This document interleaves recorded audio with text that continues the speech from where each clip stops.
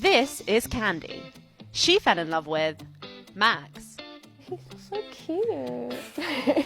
As an interabled couple, they're no stranger to tough judgment. There was the guy who asked me how much you pay me to be your girlfriend. Yeah. The most invasive questions that people ask are about toileting and sex. But just how far will they go to prove society wrong? It was the hardest thing I've ever had to do in my life. Soul destroying.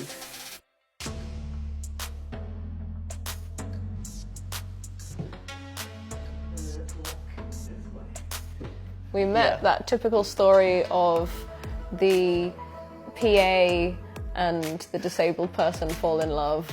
It's a classic. You were my peer at work, I think, and taking notes. When we got together, that's when I started to do the intimate things. I have cerebral palsy. I've had it since birth. What that means, like on a day-to-day basis, is that I kind of need help with kind of everything. Every kind of physical thing I do. It hasn't affected my mental capabilities or capacities. It has like completely affected all my physical abilities. I need help with getting out of bed, brushing my teeth, helping me to get dressed, feeding me. At first, I didn't want you to do any caring for me. I think you were worried that it would be too much for me and that would drive me away. If you said, now you're going to do all of my care and look after me. You can't just assume that someone is comfortable with doing all that right from the get-go. Indeed, except I was. One of the concerns that my family had was that caring would be this kind of big thing that would take away from my life and that I wouldn't be able to fulfill my dreams because I'd be spending all of my time caring for Max. That's not how I've ever felt, because actually being your carer has allowed me to do lots of things that I never would have had the opportunity to do before. I don't ever resent you for needing care, and I don't ever feel like it's too much for me to do or that I don't want to do it. When Candy and Max got together, she was surprised at how openly they were judged in public. People stare a lot. People stare. They're curious. We don't look like an average couple. Max doesn't really notice these things. He's had to deal with it his whole life, and so he never really notices people staring. What springs to mind is the thing where they say that I must be super good and angelic to be with you, which sounds like a compliment, but I don't think that that's actually a very helpful thing to say. People didn't seem shy to make their opinions known. There was the guy who asked me how much you pay me to be your girlfriend. Yes. I think the most invasive questions that people ask are about toileting and sex. And it's, how does he pee and can you do it? I'm a bit like, mind your own beeswax. But then at the same time, he pees the normal way and we can. I think online I see more negativity than in person. Yes, exactly. And obviously that's people hiding behind the kind of anonymity of it all.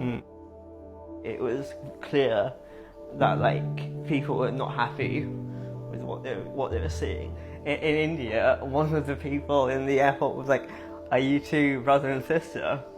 We don't even look. I was like, "No, boyfriend, girlfriend." And she was like, and then she said, "What happened to him?" And I was like, "Nothing." At first, I was really aware that people were looking at us, and if we were kissing or having any kind of public display of affection, that people would be judging, but just more that they would be looking at us. And now, actually, I've noticed that I don't notice. How's that? It's great. It's so tidy. I know. Let's try and keep it like this, shall we? Despite the new relationship that was blossoming at home, Max had a big ambition that could potentially derail their romance. I've always had this dream of riding up some mountain on a horse. I had shared that dream with some friends of mine and they thought it was awesome and wanted to help me do that. The plan was to become the first disabled person to trek to Everest Base Camp on horseback. I assumed right from the get-go that Candy would not be interested in coming. He knew it would be a challenge, but wasn't prepared for just how physically and mentally grueling the expedition would become. Halfway through the trek, I was like, actually, this is horrific.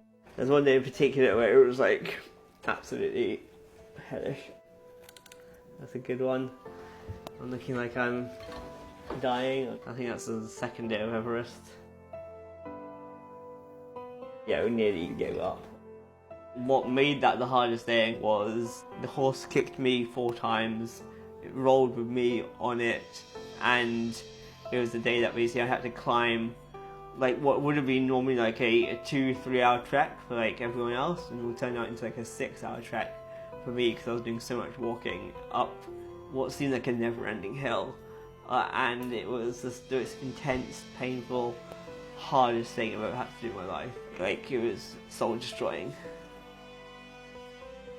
From my perspective, I was like, well, I don't want to send him off to, you know, somewhere dangerous and not go and look after him there. Yeah. But with Candy there by his side every step of the way, Max achieved his dream. Thank God you came, because I don't think I would have made it without you. That was a big part of how our relationship kind of became serious. Yes.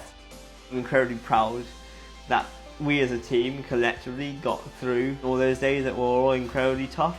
I knew in my heart of hearts that I could do it. It was a world first. Nobody had ever done that before. I am incredibly happy to have done what is such a kind of monumental challenge and have completed it. We need more representation of disabled people doing things that people don't expect them to do. Finally, they'd done it. Max had become the first person with cerebral palsy to reach the 17,600-foot elevation of Everest Base Camp. Challenge completed, Max and Candy are now about to embark on their next adventure. My dream wedding was a big wedding in a Tuscan castle. My dream wedding was like a register office and a restaurant. I think we've settled in the middle somewhere, I think. Yeah, we have, yeah. Which way do you want to go? Okay, kettle on. Let's do this. With 5 months till the big day, they have one more arrangement left to consider. Are you going to choose like the flashiest possible suit? I don't think so. They're going to have to measure you really carefully. So I think for most people they fit the suit thinking that the person's going to be standing up. I think I will need to stand, obviously with help. You don't stand, you sit. That's so true. they need to think about that as well. With the plan in place, it's time to find the perfect suit. Thanks, baby.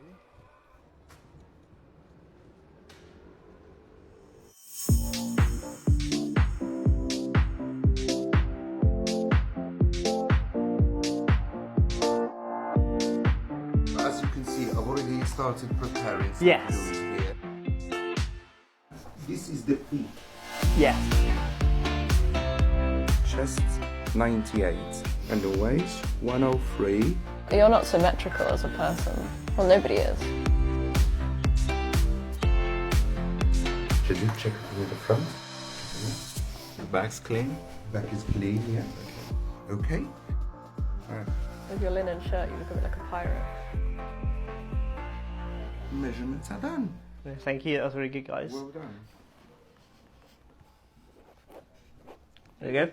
Well, thank you, Max. It was lovely having you. It was today. fantastic, thanks so much. No, I I thoroughly hope you enjoyed that. it. Right. It was amazing, it went super well. Like, by far the best, kind of most thorough suit fitting I've ever had. The colours we chose Yeah. are going to be really nice, You're really going to look awesome. super sharp, super Yeah. fly. Yeah, exactly. Suit sorted, wedding planned. For Max and Candy, the future looks bright. I think the best thing about our relationship is we just have fun together. We're always just laughing and being happy, always sharing each other's experiences. I think it ends up for a much kind of like stronger, more holistic relationship that actually like weather all really, because we're not kind of bound by these societal norms about what you can and can't do.